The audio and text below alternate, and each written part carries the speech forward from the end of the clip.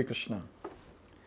So we have completed chapter number 15 and we have seen this chapter in detail, going through each and every shloka, highlighting the important points and understanding the relationships between the shlokas, between the sections, and also we understood about ourselves and the Supreme Personality of Godhead. So now what we'll do is, in this video, we'll try to summarize the entire chapter. So let's see all the verses, all the 20 verses together now at one go. So now with chapter 15 and chapter 14, how they are related. Let's try to understand this. So in chapter 14, there was a great description given about the three modes of material nature controlling the living entity, and the person is bound in the material world. Now, how to understand this entire material world and how to get out of it, that is spoken now in chapter number 15. And it starts with a very nice analogy that Krishna is giving. So here, from text number 1 to 6, we have got a description about material world to spiritual world. So now in text 1 and 2, shloka number 1 and 2, Krishna is talking about a tree, the inverted banyan tree. So the first shloka says, Urdhva moolam adha shakham. Urdhva moolam, the roots are up, adha shakham, the branches are down. Ashwatham prahuravyayam, and this is an imperishable banyan tree. Chandams yasya paranani, and the leaves are the Vedic hymns. Yastam Vedas Vedavit, and anyone who knows this tree knows the entire Vedas. So we have a tree, inverted tree, roots are up, branches are down. The leaves which are there, those leaves represent the Vedic hymns. And then in shloka number 2, now the branches are considered. So how are these branches growing? So these branches are going upwards and they are also growing downwards. And then it is said that these branches or this tree is nourished by what? These trees are nourished, or these branches are nourished by three modes of material nature. And the twigs which are there. So we have a branch and then we have a twig coming out from the branch. So branch and the twig that is there, the intersection point of the two, those are the senses. And the twig is the sense object. And here it is given that there is some speciality about this tree. So there are main roots going upwards, but then there are secondary roots, which are going downwards. And these secondary roots, here it is given that these are bound to the fruitive actions of human society. So in this way we are understanding that when the person is in mode of goodness, those are represented by the branches upwards. Mode of ignorance and mode of passion, branches downwards. And every activity that a person does in this world, what happens? The secondary roots are becoming stronger and stronger and stronger, and he is bound in this world. Now the question is, what to do then? Any escape from this tree? Can we escape from this tree? The answer is given in shloka number 3 and 4. So yes, no one can perceive where this tree begins, where this tree ends, what its origin is, but still one should endeavor to find the origin of that particular tree, the inverted banyan tree that we are talking about. And then here it is said that but with determination, one must cut down this strongly rooted tree with the weapon of detachment. So this astra we have to use, the astra of asanga or detachment, and we should cut this tree. After cutting this tree, what to do? One should seek for the spiritual world. One should surrender on to Krishna and one should go back home, back to God. One should seek for the spiritual world. And the speciality of the spiritual world is one who goes will not come back. So what are the different qualities of such people? Who can surrender on to the Lord? Yes, here it is given. They are free from false prestige, illusion, false association. So shloka number 5 gives an elaborate description. Who are freed from dualities of happiness and distress, who are unbewildered, such people can actually surrender to Krishna. Then, okay, this is about people surrendering to Krishna, their qualities. So can you please explain about some features of the spiritual world? Then Krishna in shloka number 6, he is saying that there is no need of sun, moon and fire. Why? Because those planets are self-illuminated. self-effulgent. So there is no need of sun, moon and fire there.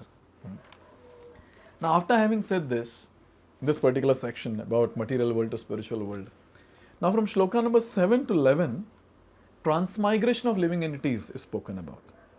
Now if you ask a question, who is the spirit soul? Who is this living entity? Krishna is saying in Shloka number 7, Mamai Vamsha Jiva Loke Jiva Bhota Sanatanaha. They are my parts and parcels, O Arjuna. You all are my parts and parcels. And then he is saying, but then since you are in this material world, you are struggling with the six senses, which is led by the mind. So after having said this, in the future shlokas, what is Krishna talking about? About the transmigration of the living entity. So from one body to another, so in Shloka number 8 it is given. A living entity goes from one body to another. But then while going from one body to another, it carries the conceptions from one body and goes to the next body. Like the air carries the aroma from one place to another. And then it is said, depending on the modes of material nature, depending on the karma of the living entity, it will take some particular type of body. And the speciality of this body will be what? The speciality of this body is, it will have specific set of senses and it will get attracted to specific set of sense objects only. And we gave the example of a hog. So hog will naturally get attracted, its tongue will naturally get attracted to what? To stool. Even if you keep rasgulla in front of it, it will not get attracted. But whereas a human being, he will get attracted to the sweet and not the stool for sure. So in this way we understand that how the living entity based on one's karma, based on the modes of material nature it has acquired, it gets a body with specific set of senses which get attracted to specific set of sense objects. Now after having said this, here it is said that so many things are happening in this world. Soul transmigration, every now and then. We don't know how many millions of souls are getting transferred from one body to another. But still, not everyone is able to understand this. Why? Because they don't have Shastric knowledge, because they are not self-realized. So in Shloka number 10 and 11, Krishna makes it very clear that the ones who have Shastric knowledge, the ones who are self-realized, they are able to see things as they are, but then the ones who are not self-realized, the ones who don't have Shastric knowledge, they are the ones who remain in ignorance. They cannot understand about what's going on. So in this way, the Lord has spoken about the soul transmigration. Now from Shloka number 12 to 15, Lord is speaking about how He is the maintainer. He is the one who is providing the basic necessities for all of us in our day-to-day life. So here it is said, He is giving specific examples. What are specific examples? He's talking about the splendor of the sun, the splendor of the moon, and the fire. He's saying this, that all these three are my manifestations. They are my vibhutis. And then he goes on to say that I enter each planet and I am the one because of whose energy these planets stay in the orbit. And he is repeating the same point. He's saying, I am that moon. And what do I do in that form? I am the one who supply the juice of life to all the vegetables. And then he continues and he says that, okay, outside fire, it's me. But then the inside fire, the fire of digestion, is also me. He makes it very clear, which is used for digesting the 4 kinds of foodstuffs. So here Krishna has told that how in the bound state, He helps all of us by being the sun, by being the moon, by being the fire, both outside and inside. And along with that now, Krishna helps us, obviously in the bound state, but along with that He helps us to go towards liberation. One very special thing Krishna does for all of us in the bound state, He helps us by giving us remembrance, knowledge and forgetfulness, so that we can maintain ourselves very nicely and fulfill our past desires also. And for liberation, what He gives? He gives us the Vedic scriptures. He is the Vedanta Krit, He is the compiler, Vedanta Vit, He is the knower, and He is the one to be known. This is a very, very important point, not to note. So in this way, from Shloka number 12 to 15, Krishna has very nicely told us that I am the person who is taking care of all of you all, I am maintaining all of you. And after having said this, Krishna elaborates something from the Vedic scriptures. In 3 verses, he gives us the Sambandha Gyan, the knowledge of our relationship with Krishna, 16 to 18. So in this, Krishna is talking about Kshara and Akshara, fallible and infallible beings. So he is telling that the fallible ones are there in the material world, infallible ones are there in the spiritual world. And then in Shloka number 17, he is saying that he is the greatest when it comes to all these different living entities. So be it the bound ones in the material world who are called as Jiva Bhuta, or the ones who are liberated who are called as Brahma Bhuta, it doesn't matter. When the Lord is compared to these entities, Lord is always the greatest. And these living entities can never become equal to that of the Lord. So we have stressed a lot on this point, in these specific videos. And then Krishna is telling, I am transcendental, beyond both the fallible and infallible, and because I am the greatest, I am celebrated both in the world and in the Vedas as the Supreme Person. So Krishna himself is telling, I am the Supreme Personality of Godhead. He makes it very clear.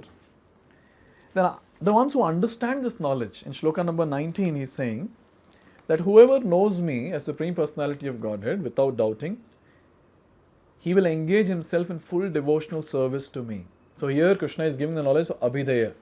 That is the process of attaining the goal, the ultimate goal. What is the process? Devotional service unto Krishna. Now after understanding the process, what is the goal? So here Krishna is saying that whoever understands this will become wise and his endeavors will know perfection. So the goal is Krishna, the eternal service at the lotus feet of Krishna. So we have this goal in our life that we have to attain Krishna this very life, so that we don't waste much time here in this world. From so many lifetimes we have been wasting time. Now at least, we should have this firm determination of attaining the goal by going through the proper process and understanding our proper relationship with the Lord. So in this way, in chapter 15, Krishna has given us so many different things.